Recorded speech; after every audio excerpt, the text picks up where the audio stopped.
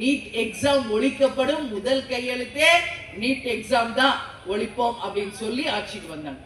ஆனா அந்த நீட் எக்ஸாமை கொண்டு வந்ததே இந்த மாவட்டத்தில் இருக்கின்ற சுகாதாரத்துறை அமைச்சராக இருந்தவர், அவர் பேர் காந்தி செல்வன் அப்படிங்கிறவர் தான். அவர் அந்த நீட் தேர்வை கொண்டு வந்தவர் என்பது அவமானத்தை தலைகுனிய வேண்டிய ஒரு விஷயமா நான் பதிய வைக்கிறேன். கொண்டு வந்ததே இவங்க தான். அப்ப எப்படி ஏன் மக்களை ஏமாற்றுகிறீங்க, பொய் சொல்றீங்க? இன்னைக்கு இந்தியா முழுக்க அக்செப்ட் பண்ணிட்டாங்க. தமிழ்நாடு மட்டும்தான் அதை வைத்து அரசியல் செய்து கொண்டிருக்கிறார். நிச்சயம் நான் சொல்றேன், இன்னைக்கு ஸ்டூடெண்ட்ஸ், பேரண்ட்ஸ், நீட் எக்ஸாம் ஒழிக்க முடியாது. யாரு நினைச்சாலும் அதை நீக்க முடியாது. இதுதான் உண்மை. இவங்க வெறும் அரசியல் பண்ணும், இதை வச்சு ஓட்டு வங்கியை வாங்கணும்னு சொல்லி ஏமாத்தி பொய் வாக்குறுதியை சொல்றாங்க. இதுல எந்த உண்மையும் இல்லை என்பதை மாணவர்களும் ஆசிரியர்களும் பெற்றோர்களும் நல்லா புரிஞ்சுக்கிட்டு மாணவர்களை நல்லா படிக்க வைங்க. இன்னைக்கு படிக்க வச்சு அவங்களை கொண்டு வந்தா இந்தியாவிலேயே புத்திசாலியான மாணவர்கள் நம்ம தமிழ்நாட்டில் தான் நம்பர் 1 இடத்துக்கு வருவாங்க. அதுல எந்த மாற்று கருத்துமே கிடையாது.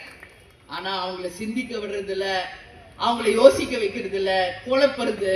எதுக்கு நீட்டுக்கு படிக்கிறீங்க, அதான் வரப்போறது இல்ல, இப்படியே குழப்பி அவங்கள இன்னைக்கு ஒழுங்கா படிக்க கூட முடியாத ஒரு நிலைமைக்கு கொண்டு போய் இங்க குழப்பத்தைக்கு கொண்டு வராங்க. யாரும் அதை நம்பாதீங்க.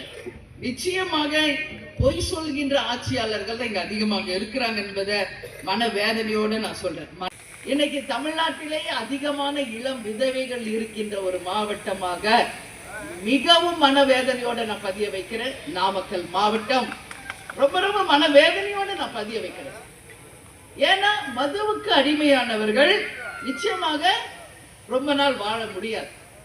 இன்னைக்கு அவங்க மதுவுக்கு அடிமையானதன் காரணமாக இன்னைக்கு அவங்க குடும்பத்தை அடிமையாக்கி விட்டு சென்று விட்டார்கள்.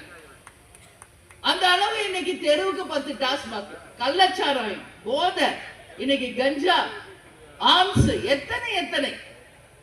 அப்போ இளைஞர்கள் சுறுசுறுப்பாக உழைக்க வேண்டியவர்கள், சிந்திக்க வேண்டியவர்களை மதுவும் கஞ்சாவும் கள்ளச்சாரத்தையும் கொடுத்து மூளையை மழுக வச்சு கேள்வியே கேட்காம நீங்க எல்லாரையும் முடக்கி வச்சிருக்கிறது இந்த அரசு. கேட்டா முதல் கையெழுத்தில் நாங்கள் டாஸ்மாகை ஒழிப்போம் என்று ஆட்சிக்கு வருவதற்கு முன்னாடி சொல்றாங்க. இந்த ஆட்சிக்கு 5 வருஷம் முடிய போகுது. கையெழுத்து போட்டாங்களா? எங்காவது ஒரு டாஸ்மாக் கடை மூடப்பட்டதா? கேள்வி கிடையாது.